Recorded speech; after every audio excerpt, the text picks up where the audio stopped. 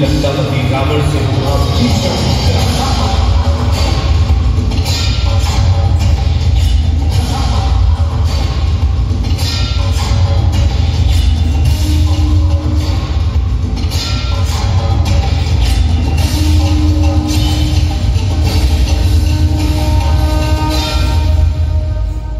गिरा दशानंद भूमि पे और मुख से निकला जय श्री राम।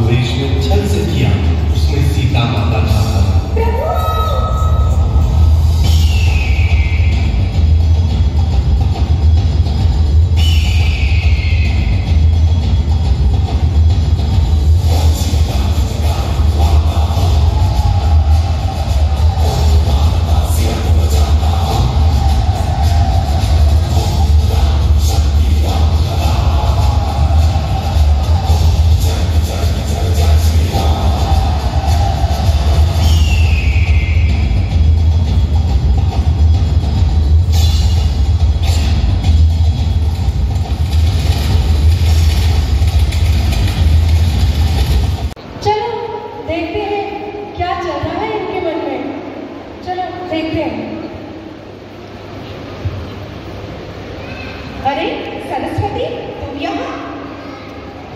प्रणाम देवी लक्ष्मी। इस सुंदर उपवन को देखा तो मेरा मन अति प्रफुल्लित हो गया और उसकी शोभा निहारने के लिए मैं यहाँ चली आई।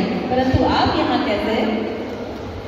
अरे सरस्वती, तुम्हें नहीं पता, कल धनतेरस थी। कल मेरे भक्तों ने मेरी बहुत पूजा अर्चना करी, मेरे फल नैवेद्य का प्रसाद चढ़ाया, मेरे सोने चांदी की मोहरों से मेरी पूजा करी।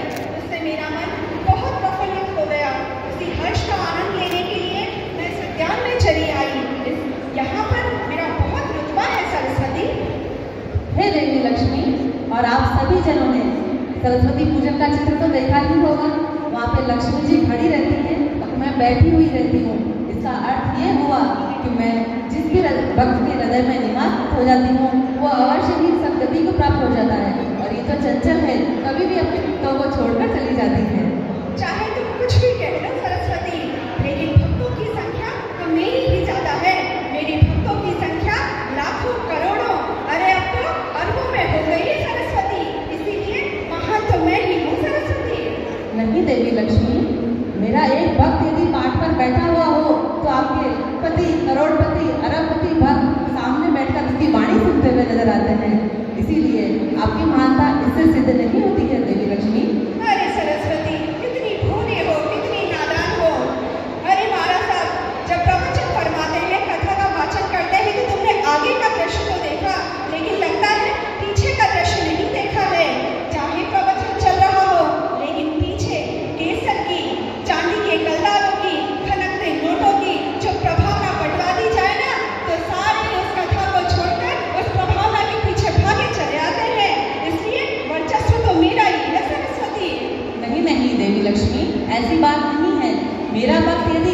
बेटी हो तब भी वो ऊपर बैठता है।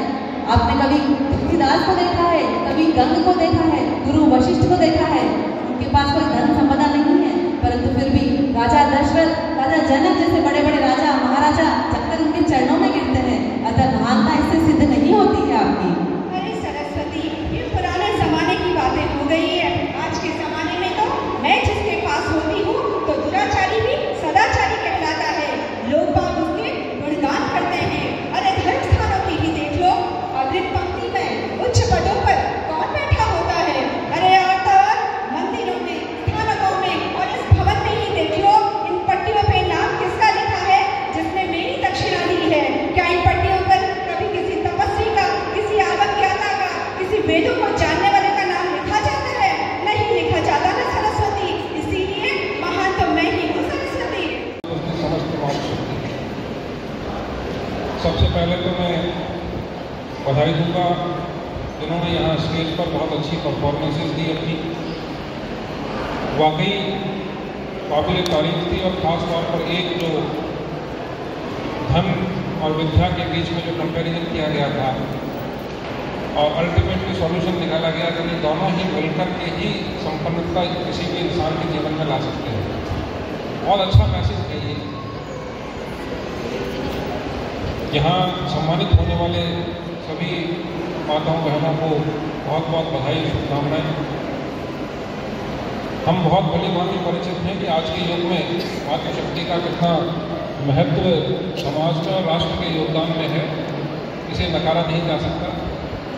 और आप देख रहे हैं आज हर क्षेत्र में, पहले हम एक लिमिटेड क्षेत्र में महिलाओं का प्रतिनिधित्व पाते थे। आज आप फौज से लेकर के, इंडियन एयरफोर्स से लेकर के, फाइटर पायलट से लेकर के, हमारे राष्ट्र की सुरक्षा, हमारे राष्ट्र की सीमाओं पर सुरक्षा के लिए तैनात, और साइंटिस्ट से लेकर के समस्त क्षेत्र में महिलाओं ने अपना बहुत अच्छा प्रतिनिधित्व दिया। पर मेरा ऐसा मानना है कि आगे बढ़ेगा। अभी हाल ही में जो राज्य सरकार और भारत सरकार की घोषणा रही, उसके अनुरूप जो गवर्नमेंट ऑफ इंडिया ने डिसाइड किया है, आने वाले समय में आप लोकसभा और विधानसभा में भी 33% प्रतिनिधित्व महिलाओं का देखेंगे, जो आगे इस राष्ट्र को आगे ले जाने में बहुत महत्वपूर्ण एक कदम होगा। तो मेरा ये मानना है कि जहाँ जहाँ आपका प्रतिनिधित्व है, राष्ट्र में आपका योगदान है, घर में तो आप अपना योगदान देते ही हैं, जो अतुलनीय है, उसका कोई कंपैरिजन नहीं है। परंतु उसके अलावा बाहर निकल करके जो समाज के लिए आप कर रहे हैं, जो राष्ट्र के लिए आप कर रहे हैं, जो परिवार के लिए आप कर रहे हैं, जो रिश्तेदारों के लिए आप कर रहे हैं, जो बच्चों को संस्कारित करने के लिए, पालने के लिए, उनको बड़ा करने के लिए, उनको एक राष्ट्र का एक जिम्मेदार नागरिक बनाने के लिए जो आपकी भूमिकाएं हैं वह सराहनीय है, महत्वपूर्ण है, और उसको पूरा राष्ट्र नमन करता है। आपने यहाँ आमंत्रित किया, इसके लिए बहुत बहुत धन्यवाद। जय हिंद। अंतर्राष्ट्रीय महिला दिवस की बहुत शुभकामनाएं। अभी जब से मैं आया तो प्रस्तुतियाँ बच्चों द्वारा दी गई, फिर ये प्रस्तुतियाँ भी और बहुत ही सुंदर प्रस्तुतियाँ थी। तो जिन्होंने भी प्रस्तुतियाँ दी उनको भी मेरी तरफ से बहुत धन्यवाद, बहुत बधाई। महिला दिवस के उपलक्ष्य में चूँकि पिछले 3 दिन से पूरे भीलवाड़ा में लगातार कार्यक्रम हो रहे हैं, तो मैं सिर्फ इतना ही कहना चाहूँगा आज के इस उपलक्ष्य में कि कोई भी समाज है, कोई प्रदेश है, कोई राष्ट्र है, वो महिलाओं की अगर एक तरीके से निगलेक्ट करके महिलाओं को अपने साथ आगे न बढ़ाकर कभी आगे नहीं बढ़ सकते। तो जिस प्रकार गाड़ी के 2 चक्के या 2 पहिए हैं, उसी प्रकार समाज में पुरुष और महिलाएं तो समानांतर पहियों की तरह है, और दोनों को बराबर एक रिदम के साथ, एक कोऑर्डिनेशन के साथ आगे बढ़ना होता है। और ये सबकी जिम्मेदारी है कि हमारे समाज की महिलाओं को ऐसे अवसर दें, अलग अलग क्षेत्रों के अंदर बहुत एक्सेल करें, बहुत आगे बढ़े। और आज के समाज में आप जहाँ भी देखेंगे आपको हर क्षेत्र में महिलाएं अच्छा करती दिखेगी। मेरे से पूर्व वक्ता ने जो हमारी जिला प्रमुख साहिबा है बड़ी देवी जी भी उनके बारे में चर्चा करी, और उन्होंने राजनीति के क्षेत्र में अच्छा किया बहुत। आप चाहे प्रशासन के क्षेत्र में देखें, आप व्यापार के क्षेत्र में देखें, आप खेल में देखें, कला में देखें। अभी आकृति कला संस्था के द्वारा जो एक वर्कशॉप लगाई गई है ग्रामीण हाट में, उसके बारे में बातचीत हो रही थी। और परसों मेरे को भी वहाँ जाने का मौका मिला, तो आप देखें कि 7 साल की छोटी बिटिया से लेकर हर उम्र के वहाँ पर महिला आर्टिस्टों ने इतनी शानदार पेंटिंग्स को लगाया है। तो महिलाएं यदि उनको एक अच्छा वातावरण दिया जाए, एक ऐसा एनेबलिंग एनवायरमेंट दिया जाए जहाँ वो अपने हुनर को तराश सके, अपने हुनर को परस्यू कर सके, चाहे वो किसी भी क्षेत्र में हो, तो निश्चित रूप से महिलाएं बहुत आगे जाती हैं। और मेरी आज जितनी महिला शक्ति के रूप में आप सभी विराजमान हैं, अंतर्राष्ट्रीय महिला दिवस के उपलक्ष्य में आपको बहुत बधाई। मैं उम्मीद करता हूँ कि ये जो कार्यक्रम है ये एक तरीके से एक प्रतीक है इस बात का कि एक समाज के रूप में हम चाहते हैं कि हमारे समाज की महिलाएं आगे बढ़े। तो इस कार्यक्रम से आगे बढ़कर जितने भी लोग यहाँ उपस्थित हैं, वो जब भी किसी महिला की एक तरीके से आगे बढ़ने में, उनको आगे बढ़ाने में कोई योगदान कर सकेंगे, तो हम सब उसमें भागीदार रहे। मैं पुनः मुझे यहाँ बुलाया है, इस कार्यक्रम का हिस्सा बनाने पर यूनेस्को एसोसिएशन का समस्त पदाधिकारियों का बहुत धन्यवाद देता हूँ। बहुत धन्यवाद। Thank you.